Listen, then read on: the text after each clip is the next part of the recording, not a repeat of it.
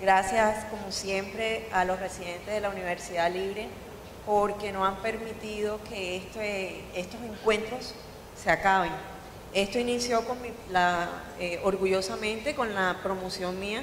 El 2008 fue el primer encuentro de residentes en donde se llevó a cabo el primer congreso de medicina interna de la Libre. Entonces, con mucho orgullo y mucha felicidad, pues viendo que esto se ha venido perpetuando a través del tiempo. Entonces no hay que dejarlo perder, esto es una misión de todo unilibrista.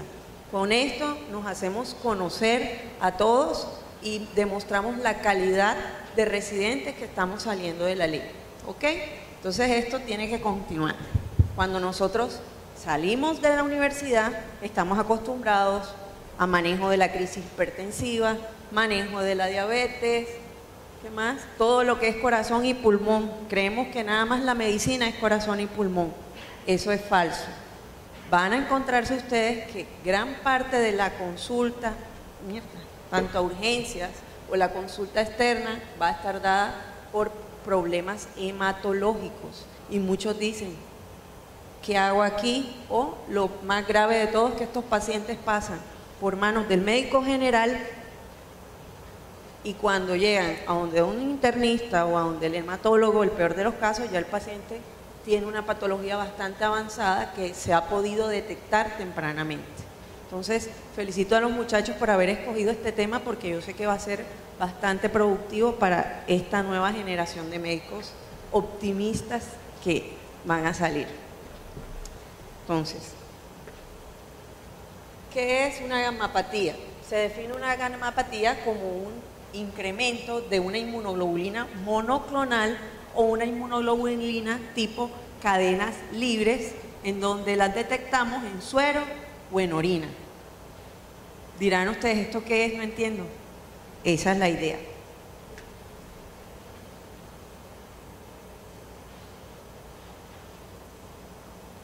Se pasó así de... Discúlpenme con el pointer, pero... Okay. Para nosotros tener algo de claridad de qué vamos a hablar, es importante para ustedes recordar la hematopoiesis. Para muchos, de pronto aquí, verla por primera vez, para otros recordar. La hematopoiesis, recordemos que es el proceso mediante el cual nosotros producimos células sanguíneas, glóbulos rojos, glóbulos blancos, plaquetas y linfocitos. Nosotros, todas estas líneas celulares se originan a partir de una stem cell o célula madre, cuya función es dar origen a una célula madre, además pluripotente, capaz de generar una célula hija, ya sea un progenitor mieloide, que es el que va a dar origen a la línea eritroide, a la línea plaquetaria y a la línea blanca.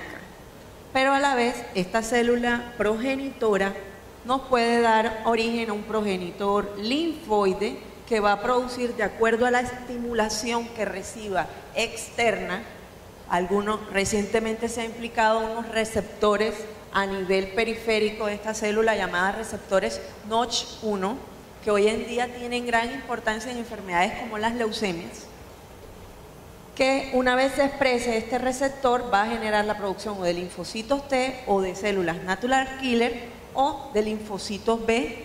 Este es el que nos vamos a referir el día de hoy. ¿Por qué? Porque él es el que da origen a la célula plasmática. La célula plasmática o plasmocito es una célula derivada de la diferenciación, activación o maduración del linfocito B. La célula plasmática es la encargada de generar o producir anticuerpos. Nosotros tenemos varios tipos de anticuerpos. Producimos anticuerpos tipo A, G, M, D, E. En este caso vamos a enfocarnos a los más frecuentes. El desarrollo del linfocito se origina del linfocito B, se va a dar a nivel de la médula ósea. Este linfocito es totalmente inmaduro en su proceso de diferenciación o maduración parcial lo que se busca es pasar por estas etapas con el fin de que a nivel de la periferia se genere un receptor llamado receptor de células B. Este receptor de células B a la vez va a expresar una inmunoglobulina inicial, que es la inmunoglobulina mu. Hasta aquí, esto es a nivel de la médula ósea. ¿Qué pasa? El linfocito B no se madura en la médula ósea. El linfocito B sale completamente virgen, indefenso, hacia tejidos periféricos, en este caso vasos o ganglios linfáticos. ¿Con qué fin? De que un linfocito T lo active o lo sensibilice para que así se pueda producir células plasmáticas y en este caso la generación de anticuerpos. Nosotros, el linfocito B tiene la capacidad de que se puede diferenciar a nivel periférico o en células de memoria tipo inmunoglobulina G o puede diferenciarse en células plasmáticas. ¿Cómo se activa un linfocito? Si ya yo les dije a ustedes que un linfocito B requiere ser activado para generar células plasmáticas, este linfocito B generalmente va a ser dependiente de linfocitos T. Pero ¿quién activa el linfocito T? Un agente patógeno, en este caso las bacterias o cualquier proceso infeccioso es lo más frecuente. Una bacteria activa al linfocito T y este linfocito T activa un tipo de linfocito especial llamado el TH2, que a través de este receptor del linfocito B, que es el BCR, va a generar la generación de interleuquinas y por lo tanto esta interleuquina es la que va a hacer que se active y se diferencie el linfocito B a célula plasmática o a células de memoria. Estas células de memoria son las encargadas de marcar la expresión de un antígeno, es la que tiene la capacidad de generar memoria inmunológica. Es decir, cuando nuevamente estamos ante un antígeno, es el que se encarga de activar la respuesta inmune. En este caso, entonces, ya sabemos las células plasmáticas. Así se ve al microscopio una célula plasmática. Vemos que es un linfocito grande. Miren, aquí tenemos un linfocito chiquito, pequeño. Este es una célula plasmática. Miren que es 3 veces el tamaño de un linfocito, con abundante citoplasma y un núcleo que tiende a ser excéntrico. ¿Los anticuerpos qué son? Los anticuerpos son proteínas, son las mismas inmunoglobulinas. Esto, miren la forma que tiene, como una forma de Y. Esto es un anticuerpo. El anticuerpo se caracteriza, y es importante que tengan en cuenta esto para que puedan entender un poco de qué es una gammapatía. Tenemos, el anticuerpo tiene una cadena pesada, o sea, 2 cadenas pesadas, porque aquí hay una, acá hay otra.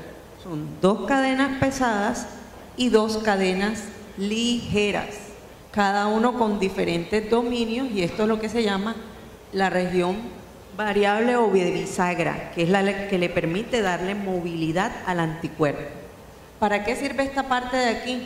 Aquí es donde se unen los antígenos. ¿Y para qué sirve esta parte, que es la fracción FC? Para que esa respuesta anticuerpo, antígeno, sea correcta, o sea, haya un balance entre respuesta antígeno, anticuerpo.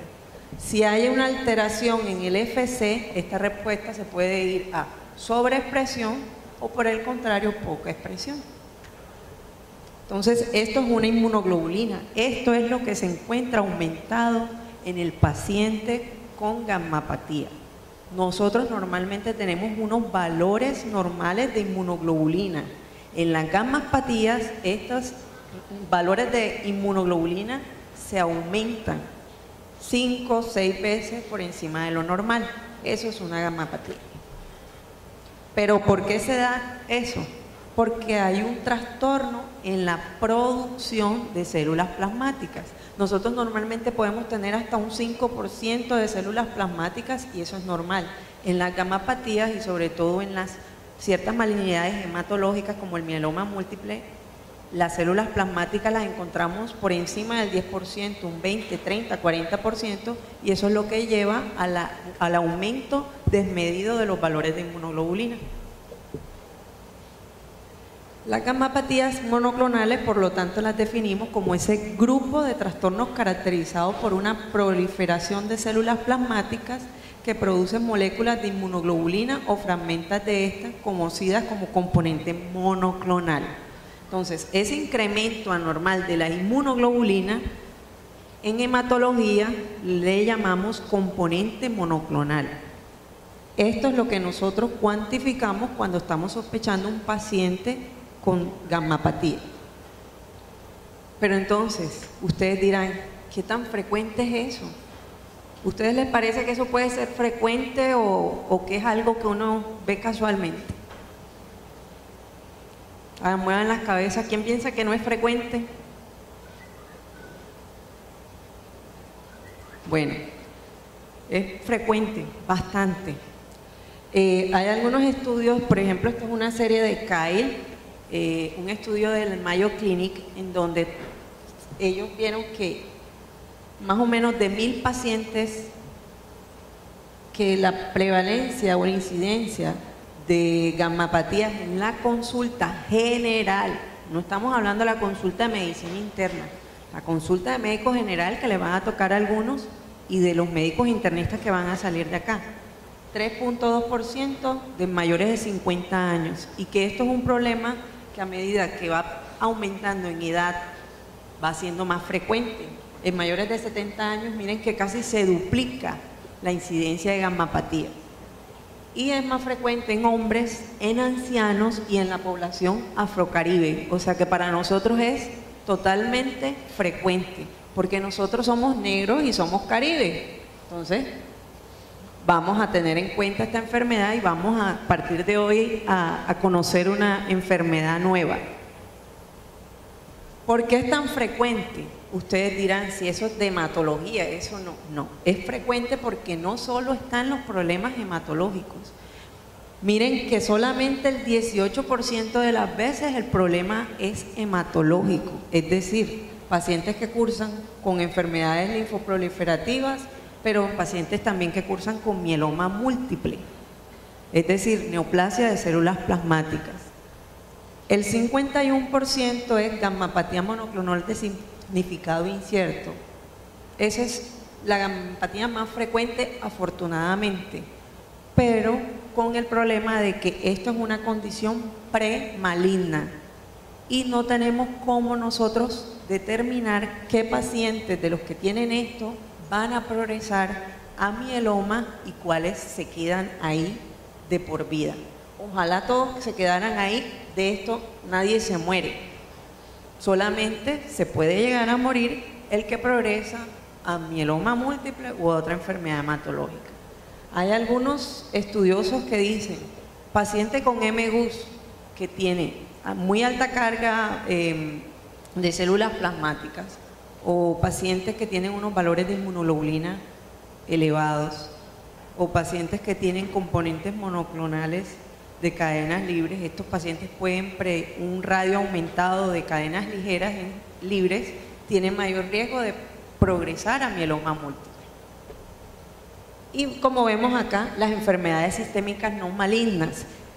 ¿Quién no tiene en su consulta pacientes con lupus, con artritis, con esclerodermia, con el pioderma gangrenoso, enfermedades hepáticas crónicas de cualquier tipo, por alcohol, por hepatitis autoinmune y los procesos infecciosos? Entonces, aquí podemos ver que esto ustedes lo van a ver a diario.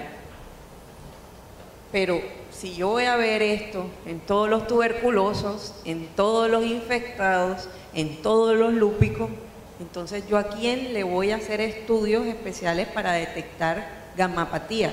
Pues la respuesta no es a todos, no es a todo paciente, solamente aquel paciente, lógico, que yo esté sospechando un mieloma múltiple, es decir, paciente que llega a la consulta manifestando dolores óseos, sobre todo en región lumbar baja. Ojo, esos pacientes y ustedes, que algunos ya estarán finalizando la medicina, otros van a la mitad, otros al principio, y en esa etapa todo el mundo le pide concepto al médico. ¿Y qué hacen ustedes? Ibuprofeno, desametasona, y magnífico, ¿no? A ver, veo las caras como que, Dios mío, ¿por qué no lo debo hacer? Cuando nosotros tenemos pacientes de edad avanzada, mayor de 50 años, con dolor lumbar, anemia, hay que sospechar neoplasia de células plasmáticas, mieloma múltiple. ¿Qué pasa? Si ustedes le ponen esa bomba, se va a sentir mejor, ¿sí? Nadie lo duda.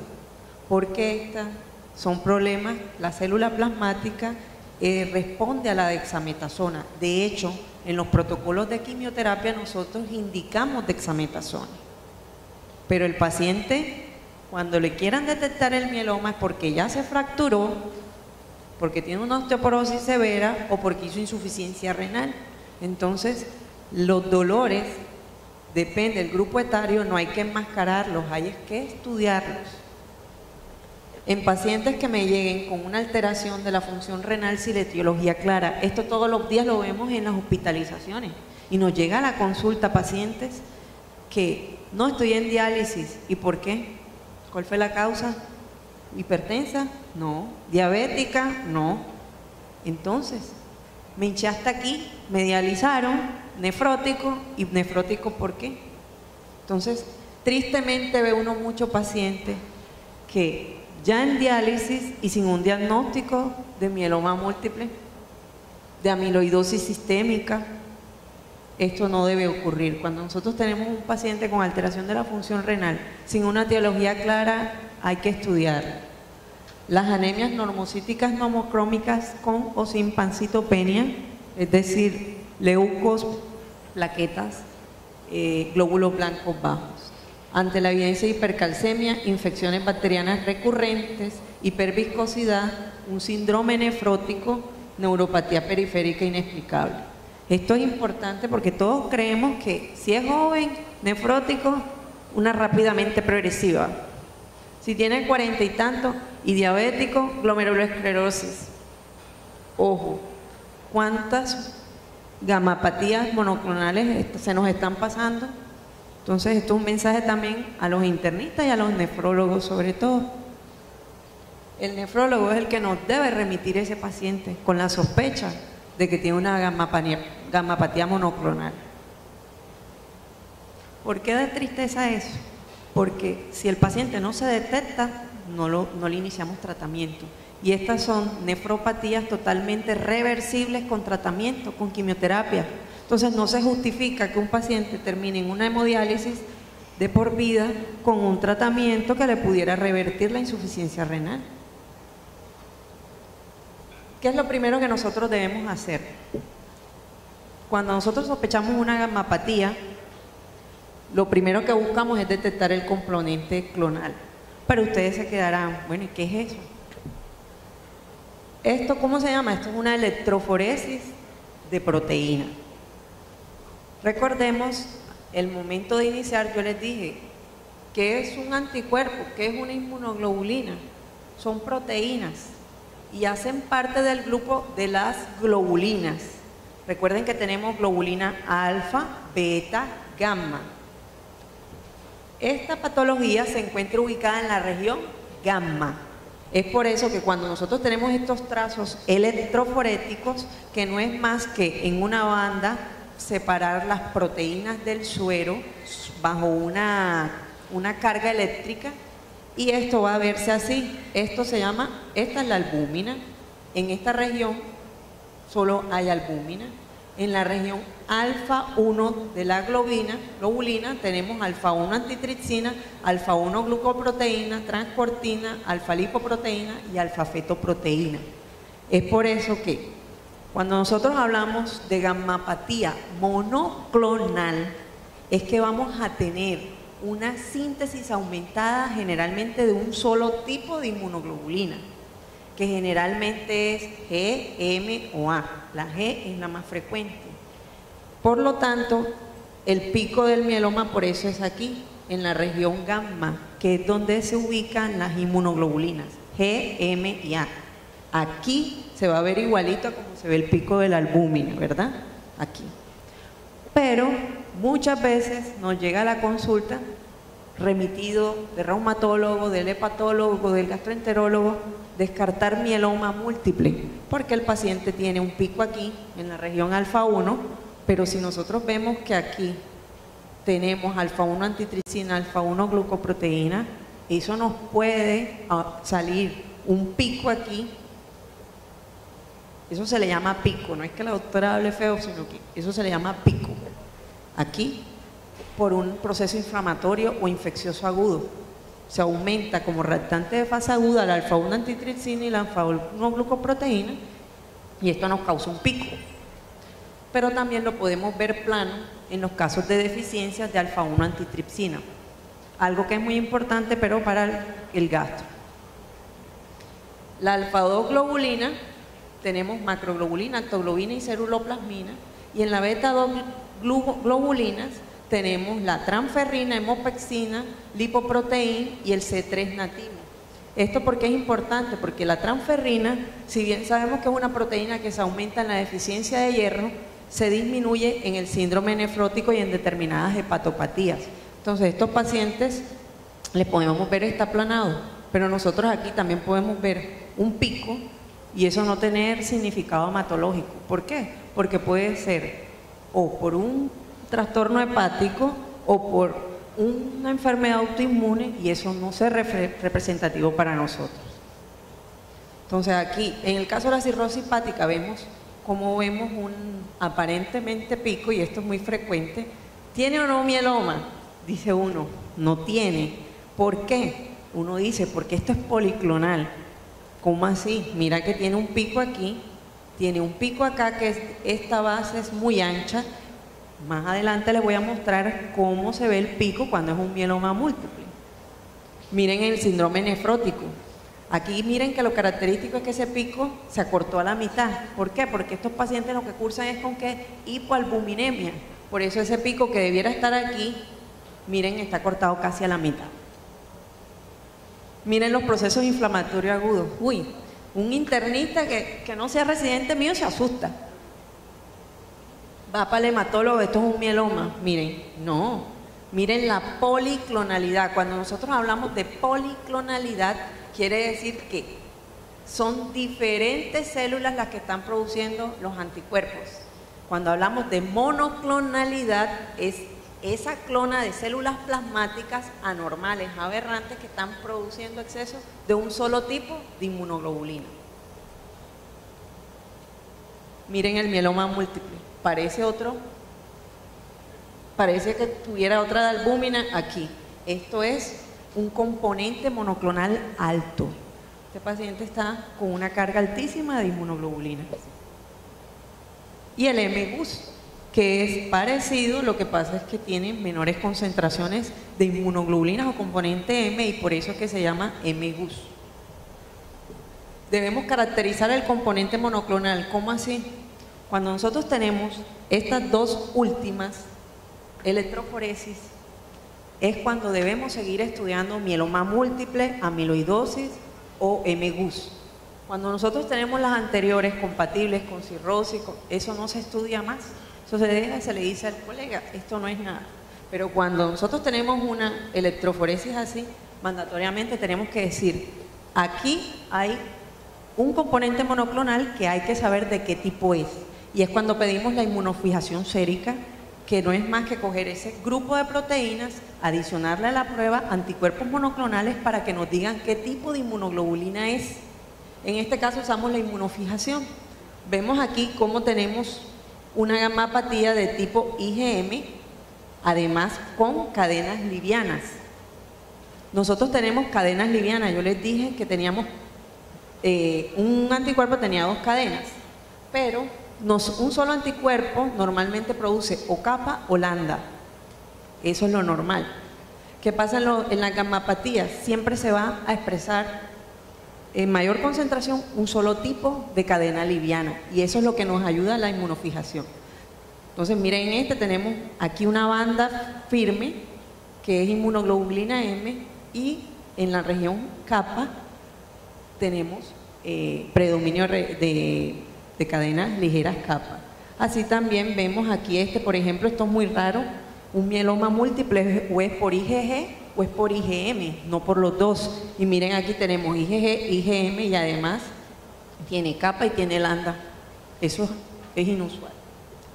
Debemos cuantificar las inmunoglobulinas, es decir, pedir IgG, IgM e IgA, medir las cadenas ligeras libres y sobre todo la relación cadenas livianas kappa, lambda. Estudio de médula ósea a todos los pacientes, yo diría que solamente cuando queremos descartar si es un mieloma múltiple o es un M-GUS. Cuando nosotros por clínica, la clínica aquí es fundamental. Si yo por clínica sé que mi paciente es una hepatopatía o es por un síndrome nefrótico, no por amiloidosis, ese paciente no ameritaría hacerle estudio de médula. Pero si yo sospecho amiloidosis sistémica, M-GUS o mieloma múltiple, debo hacerle estudio de médula ósea a todos. ¿Por qué? La serie ósea solamente cuando hay ya diagnóstico de mieloma. ¿Por qué? Porque para yo poder clasificar si mi paciente tiene M-GUS o mieloma múltiple, yo debo de tener la cantidad de proteína M, el número de células plasmáticas en médula ósea, porque si es menor del 10%, eso es M-GUS. Si es más del 10%, eso es mieloma múltiple. Y algo muy importante que es el componente CRAP, es que si mi paciente tiene anemia, hipercalcemia, insuficiencia renal o lesiones líticas, ¿eso es mieloma o es mieloma? ¿Qué es el M-GUS? Es una condición premaligna, más del 3% de los pacientes son mayores de 50 años, se asocia a otras enfermedades como enfermedades linfoproliferativas, enfermedades hematológicas. El problema con el M-GUS es que es considerada una condición premaligna. ¿Por qué? Porque tienen riesgo siempre de progresar a mieloma múltiple. Afortunadamente este riesgo se dice que es de 1% por año, pero después de los 5 años se podría decir que esto cae a 0%. Existen 4 tipos, el tipo IgM, el no IgM por cadenas ligeras o de forma secundaria. Esto es de acuerdo a si expresan o no inmunoglobulina M. El mieloma múltiple siempre lo hemos conocido que es una neoplasia de ancianos. ¿Por qué? Porque generalmente la edad de incidencia es de 65 a 70 años, es sobre todo de tipo inmunoglobulina G, menos frecuentemente A y menos % por cadenas livianas. Tenemos un mieloma que es el asintomático, no lo tratamos. Entre hematología siempre decimos, ¿tratamos los mielomas asintomáticos o esperamos a que se vuelvan sintomáticos? Eso todavía es un tema de controversia, pero la tendencia va hacia que estos mielomas debemos de tratarlos así sean asintomáticos porque van a progresar asintomáticos. La amiloidosis primaria, más que hablarles de mieloma y M-GUS, sí me gustaría que ustedes como médicos generales y sobre todo internistas tengan en cuenta esta enfermedad. Los nefrólogos generalmente nos los envían y el nefrólogo nos debe decir sospecho amiloidosis, hágale los estudios, pero si no, nosotros como hematólogos lo primero es que si tenemos un paciente que tiene compromiso renal, cardíaco, neuropatía, compromiso del tracto digestivo, eso ha de ser depósito amiloide en los diferentes tejidos y es lo que llamamos amiloidosis. Ahí la tarea está en distinguir si esto es primario o secundario porque solamente es de concurso de hematología las primarias porque son por una enfermedad clonal de las células plasmáticas. Pero podemos tener amiloidosis por diferentes causas y es la amiloidosis secundaria, que eso no es de manejo hematológico. Y ahí se da por el depósito de cadenas livianas monoclonales como maquinaria amiloide en órganos y tejidos. Y lo que ahí se caracteriza es porque son cadenas livianas, no pesadas como las inmunoglobulinas. En resumen, cuando nosotros sospechamos una gammapatía monoclonal, debemos hacer electroforesis de proteína. Si esta es normal, tranquilos, no los quiero complicar en que piensen en los mielomas no secretor. No, eso no aplica para esta charla. Pero si tenemos anormal la proteinograma, es decir, por una evidencia de una banda monoclonal o un pico monoclonal, debemos pedir los valores de inmunoglobulinas, realizar cuantificación, es decir, midamos relación cadenas kappa lambda en suero. Ya antes se decía pedirlo en suero y en orina. Desde el punto de vista hematológico, solamente en suero, pero las guías dicen que se debe pedir también en orina. En Colombia, por costo, lo hacemos solamente en suero. Y hacer la inmunofijación sérica. Como conclusión, las gamapatías se dan por una proliferación clonal anormal de los linfocitos B maduros. Es frecuente en la consulta y sobre todo en los pacientes de edad avanzada, se asocian a varias condiciones clínicas y siempre debemos diferenciar si ella es por gamapatía monoclonal de significado incierto o si es por un mieloma múltiple. Y lo que yo siempre les insisto, seamos racionales con los recursos. Por eso, aquí nos sirve mucho adherirnos a la guía de recomendación. Y bueno, muchas gracias.